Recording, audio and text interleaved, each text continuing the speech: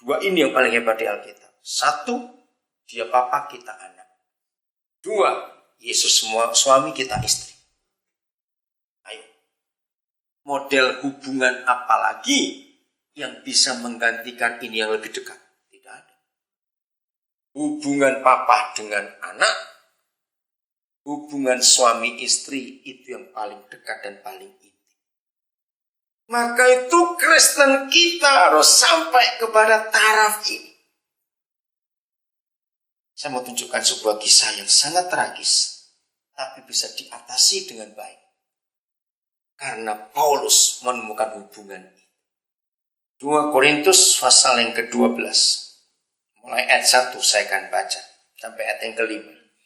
Maka itu dalam penderitaan kita semenderita apapun juga, kalau hubungan intim kita dengan Tuhan Yesus seperti suami istri, papa dengan anak, saudara, tidak ada penderitaan bisa mengalahkan kita. Amin. Kalau kita sering mendengar kisah para martir, orang-orang percaya disiksa, baik pada zaman Romawi maupun zaman komunis, kok bisa mereka tahan seperti itu? Hari ini kita ketemu jawabannya. Maka itu kalau saya cuma iseng ngomong, baru kecepit pintu, kejeduk, kepala benjol, itu belum apa-apa, katakan amin. Karena ada sosok kita lebih menderita daripada itu, dan mereka tetap hebat menikmati keindahan dengan Yesus. Ayat 1, 2 Korintus 12. Aku harus bermegah, sekalipun memang hal itu tidak ada faedahnya. Namun demikian aku hendak memberitakan penglihatan-penglihatan dan penyataan-penyataan yang kuterima dari Tuhanku. Ayat 2. Aku tahu tentang seorang Kristen 14 tahun yang lampau. Entah di dalam tubuh aku tidak tahu, entah di luar tubuh aku tidak tahu. Tuhan yang mengetahuinya. Orang itu tiba-tiba diangkat ke tingkat yang ketiga dari surga. Saya tanya dulu kepada saudara, kira-kira Paulus ini ngomongin siapa? Nah, ini yang hebat. Ngomongin dirinya sendiri, tapi mengapa pakai kata ganti orang ketiga? Aku tentang orang itu. Nah, kita ada rahasia yang luar biasa nanti. Ayat 3. Aku juga tahu tentang orang itu. Lebih tegas. Aku juga tahu tentang orang itu. Entah di dalam tubuh, entah di luar tubuh, aku tidak tahu. Tuhan yang mengetahuinya. Ia tiba-tiba diangkat ke Firdaus. Dan ia mendengar kata-kata yang tak terkatakan, yang tidak boleh diucapkan manusia. Atas orang itu. Saudara, hari ini kita akan menemukan rahasia. Keintiman kita dengan Yesus Tuhan. Itu di bagian tubuh atau bagian roh. Nanti kita akan tahu. Ayat 5 saya baca lagi. Atas orang itu aku hendak bermegah. Tetapi atas diriku sendiri aku tidak akan bermegah. Selain atas kelemahan-kelemahan. Lagi sekali. Kan membingungkan kalau kita setuju bahwa Paulus cerita tentang dirinya sendiri, tapi dia pakai kata ganti orang ketiga. Aku tahu atas orang itu. Betul. Yang berbicara itu manusia fisiknya, manusia jiwanya, tentang manusia rohnya. Harus bisa dipisahkan. Oke, kita akan cari dulu. Ini kisah yang di mana? Kebetulan kata sama 14 tahun yang lampau. Nah, kalau saudara punya waktu, bisa hitung karena ada angka-angka tahun. 14 tahun yang lampau, dihitung mundur waktu dia tulis surat kepada gereja Korintus. Itu kisahnya ada di Kisah Rasul 14. Mari kita lihat. Dalam Kisah Rasul pasal yang ke-14, dan kebetulan angkanya sama, baik, bersyukur pada Roh Kudus bisa sama angka 14 di pasal 14 juga. Ada kisah yang menarik sekali. Ya, mulai ayat yang ke ayat 19. Oke, terima kasih. Tetap ini setelah menginjil ya, saya nggak baca dari kalimat di atasnya. Setelah firman disampaikan, terjadi kegemparan di sana, saudara. Tetapi datanglah orang-orang Yahudi dari Antiokhia dan Ikonium. Bayangkan, segerombolan orang-orang Yahudi dari dua kota Ikonium, Antioquia itu kota besar, jadi jumlahnya banyak. Dan mereka membujuk orang banyak itu untuk memihak mereka. Lalu mereka melempari Paulus dengan Dunkin Donat, bukan begitu? Lain ya, dengan batu. Nah, lihat ini.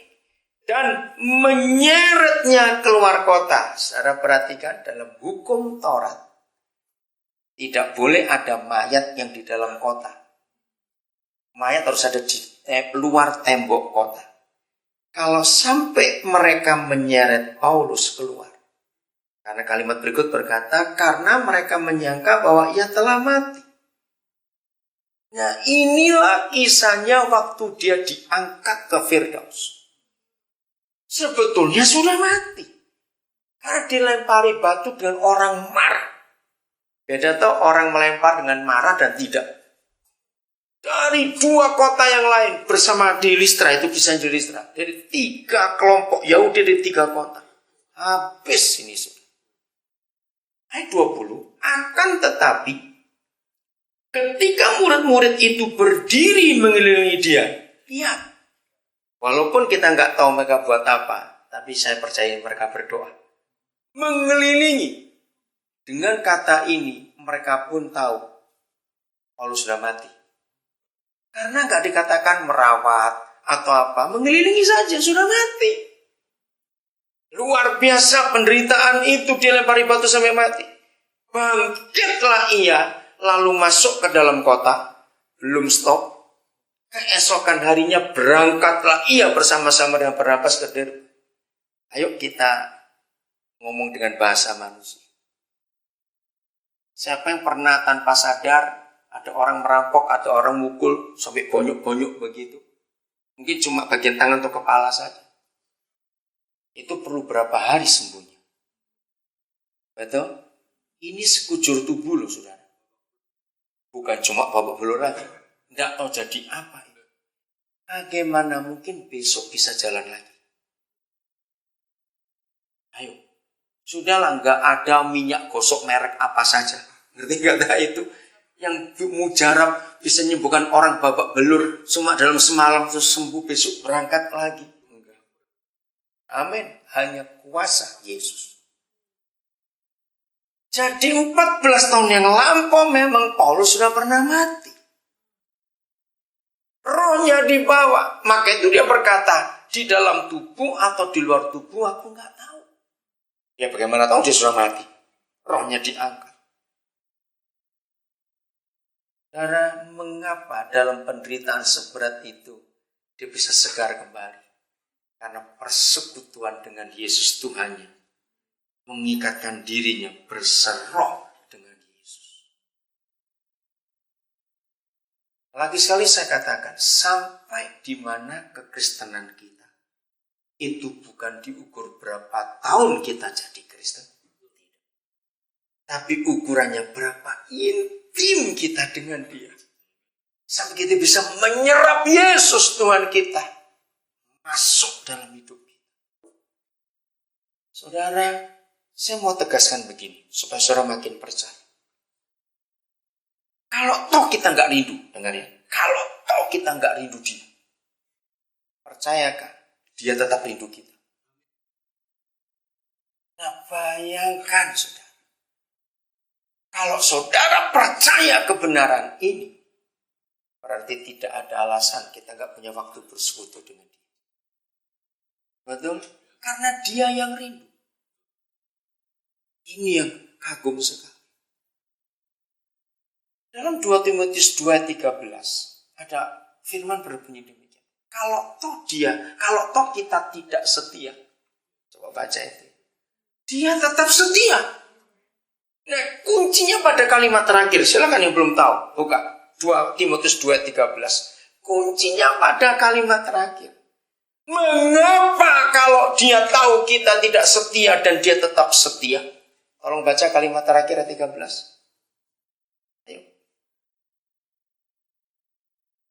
Nah, karena dia tidak dapat menyangkali dirinya.